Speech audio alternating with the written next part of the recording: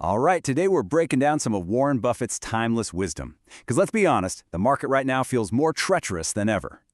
So let's just start with a question that probably keeps a lot of investors up at night, right?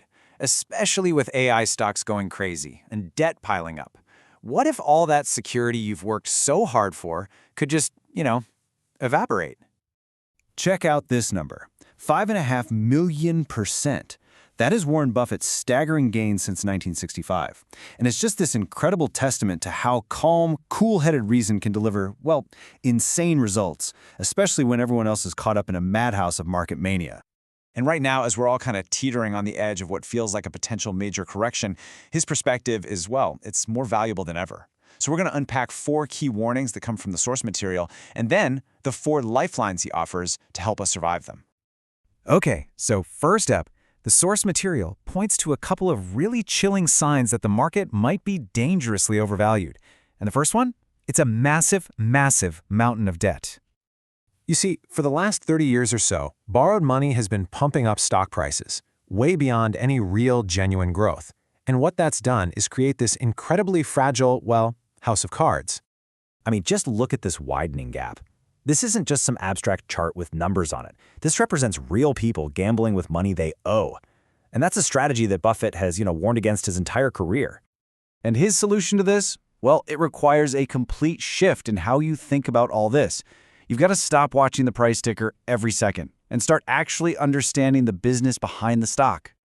And to help us get this, Buffett uses this fantastic little parable he learned from his mentor, Benjamin Graham. He asks us to imagine a business partner named Mr. Market. Now, Mr. Market is, well, he's totally irrational. He swings from wild euphoria one day to deep despair the next. And the key, Buffett says, is to use his crazy mood swings to your advantage, not to get sucked into his drama. So this really boils down to a crucial question you have to ask yourself. Are you an investor buying a piece of a real business? Or are you a speculator, just buying a ticker symbol, hoping you can flip it for a quick buck? Buffett is pretty clear that only one of those paths leads to long-term survival. All right, so the second big warning sign really builds on this whole idea of risk. The S&P 500 right now is dangerously concentrated. We're talking even more so than it was right before the dot-com bust back in 2000. Just take a look at this breakdown. You've got this tiny handful of tech giants propping up a full third of the entire index. Now think about that. That means if just 1 or 2 of those titans stumble, the whole market could just crumble under the weight. So, how do you counter this kind of risk? Well, Buffett's second rule is basically a shield of humility. He says, only invest in businesses you truly, and I mean deeply, understand. So before you jump on the bandwagon for the next hot trend, say AI, you have to be brutally honest with yourself and answer these questions. If you can't, you're not really investing. You're just drifting in a very, very dangerous sea. Okay, moving on. Let's look at 2 more signs that are signaling potential danger ahead. And we're going to start with an indicator that Warren Buffett actually created himself. You can think of this thing, the Buffett indicator, as a super simple reality check for the whole stock market. It asks one basic question: is the total value of all stocks growing way, way faster than the actual economy that's supposed to be supporting it? It just compares the stock market's value to the country's economic output, or GDP. And what's it telling us right now? Well, it is screaming that the market is 69% above its historical average. And that's a level that, in the past, has almost always been followed by either a major crash or years of just flat, disappointing returns. And this brings us perfectly to his third rule. You absolutely must demand a buffer, a margin of safety, he calls it, a cushion between the price you pay for something and the value you're actually getting. Let me put it this way, with his famous analogy.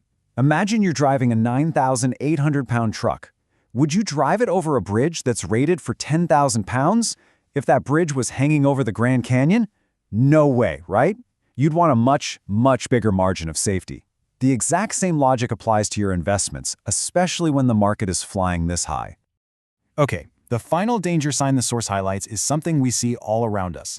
This huge spike in risky day trading and options gambling.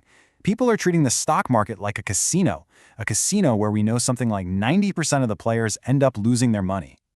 So, to fight back against this impulsive, almost hyperactive behavior, Buffett offers up this really powerful mental model. It's all about enforcing discipline and patience. I want you to imagine that when you're born, you get a punch card. And on that card, there are only 20 slots. And those 20 slots represent every single investment you're allowed to make in your entire lifetime. You've got to make each one count. It really forces you to think deeply and carefully, to act with real conviction for every single decision. It replaces that frantic, casino-like energy with deliberate, well-thought-out choices. So after looking at all these warnings and all these rules, what's the ultimate lesson here? What's the big takeaway from all this? Well, the source material is pretty clear on this. You can't control the market's manic mood swings. But by focusing on discipline, on your own competence, and on that margin of safety, you can control your own approach. And in the end, that's the only thing that's really going to matter for your survival.